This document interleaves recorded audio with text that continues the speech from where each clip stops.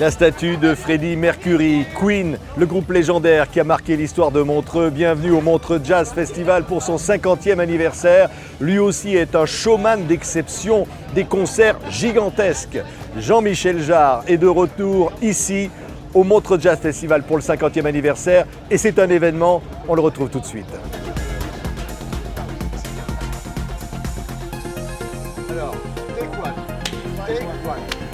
bonjour Jean-Michel Jarre. Bonjour. On est à Montreux, il fait un temps extraordinaire. Magnifique. Le lac, c'est le Montreux Jazz Festival. Oui, TV5 Monde est là en plus, donc Oui. tout va bien. C'est toujours un challenge de jouer ici. C'est vrai, et surtout, alors je vais dire surtout pour moi, parce qu'on en a parlé tellement souvent avec Claude Nobs, qui est évidemment l'âme de ce festival et qui le demeurera.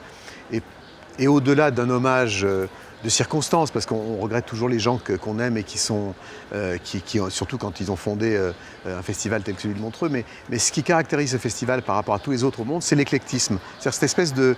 Moi j'ai toujours considéré la musique comme une affaire de cuisinier, Ouais. c'est-à-dire, et je pense qu'en Suisse comme en France, on aime bien la cuisine, et la musique électronique comme le jazz, c'est aussi une affaire de mélange, de cuisiner des sons, des textures, des timbres, et en même temps de manière très éclectique, c'est-à-dire qu'il y a des épices différentes, il y a des plats différents, et le Festival de Montreux a ceci de particulier, c'est un festival qui accueille des tas de musiques différentes. Oui, et puis le public, ça fait partie des ingrédients de la musique. Bien sûr, évidemment, bien sûr. Qu'est-ce que ça fait le public, ça porte sur scène, Jean-Michel?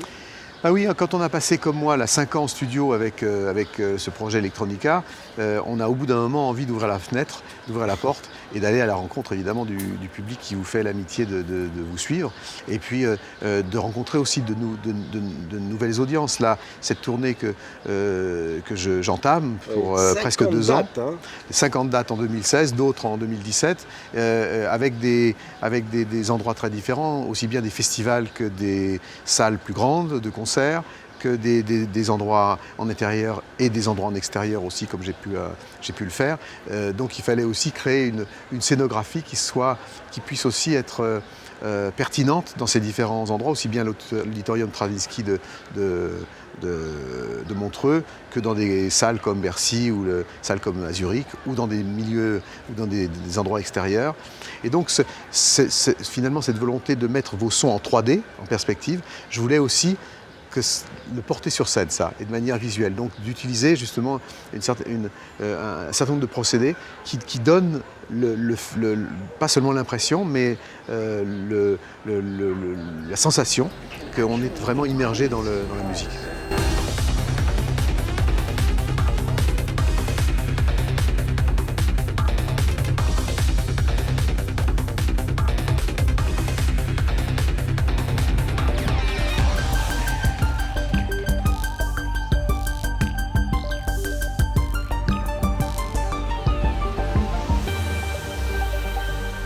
Jean-Michel, c'est 80 millions d'albums vendus, la muraille de Chine, le livre Guinness des records, et toujours cette envie de gamin de réinventer, d'inventer un son nouveau, quelque chose d'autre.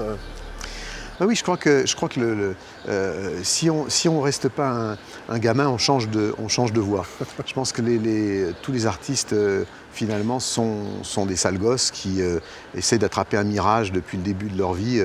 Qui plus ils pensent l'attraper, plus ils s'en éloignent. Et donc, c'est vrai que la création, c'est un mélange un peu de frustration et d'espoir. De frustration de se dire, on aurait peut-être pu faire mieux, et d'espoir que la prochaine fois, ça sera moins pire.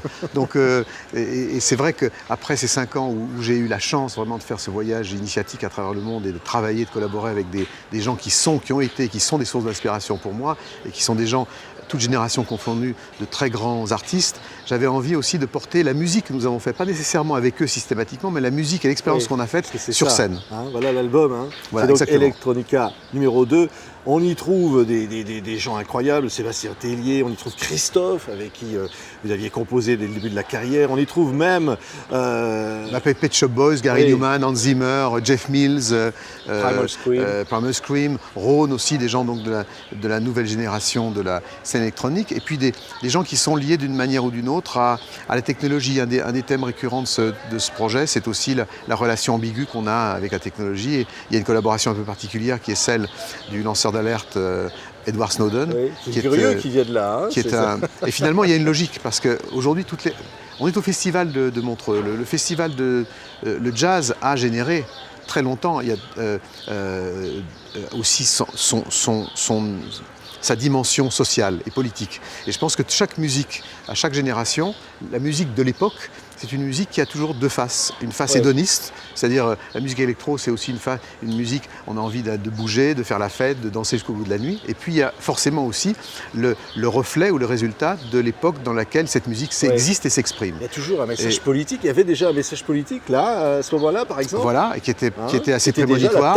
Qui était prémonitoire. On ne sait pas là d'ailleurs si c'est en phase de reconstruction ou de destruction. On verra ça plus tard. Oui, mais en même temps, en montrant, comme vous l'avez toujours fait, que les ordinateurs ont une âme, que les ordinateurs ont une émotion, nous transmettent des émotions.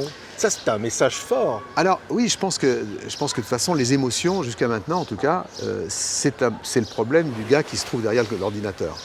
L'ordinateur, c'est l'interface. Et quand c'est un MOG. Mais c'est vrai que on peut se poser la question de savoir quel est le futur et l'avenir de la musique. Bill Gates a dit quelque chose de très intéressant récemment en disant qu'on est en train de tourner une page définitive où l'intelligence artificielle pour la première fois va commencer à prendre le dessus. Et on peut se demander légitimement si le prochain Electronica, cet album et ces deux albums sont deux albums fondés sur l'idée de collaborer avec d'autres artistes. Est-ce que le futur, ce ne sera pas de collaborer avec des machines qui seront peut-être capables... Est-ce que les machines peuvent composer toutes seules des musiques?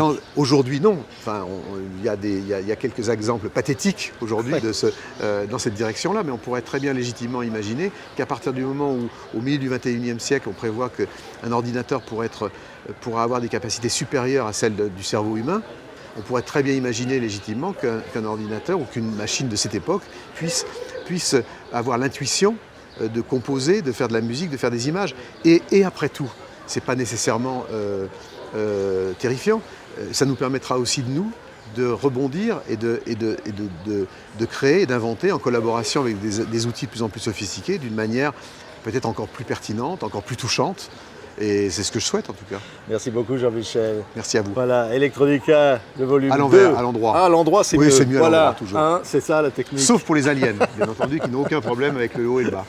Merci Jean-Michel. L'événement, la tournée qui passe ici par le 50e anniversaire du Montreux Jazz Festival. Merci Jean-Michel Jarre. Merci.